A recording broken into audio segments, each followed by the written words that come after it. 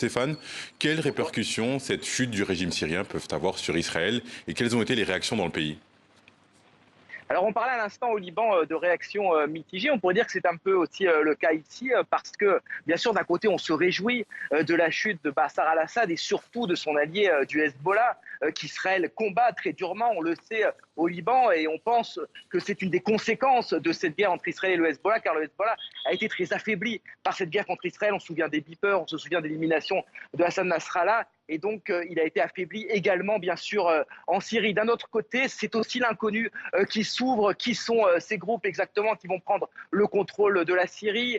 Quelles réactions vont-ils avoir par rapport à Israël? D'ores et déjà ici, les autorités ont prévenu, elles ne toléreront pas la moindre incursion, la moindre agression de ces groupes envers Israël. Et vous le disiez, il y a déjà eu des opérations de Tsahal pour repousser des attaques contre l'ONU à la zone frontière. Et Tsahal désormais se situe dans la zone tampon, prêt à répondre à toute éventuelle agression de ces groupes contre le territoire israélien. Merci Stéphane Amar, je rappelle que vous êtes notre correspondant en Israël.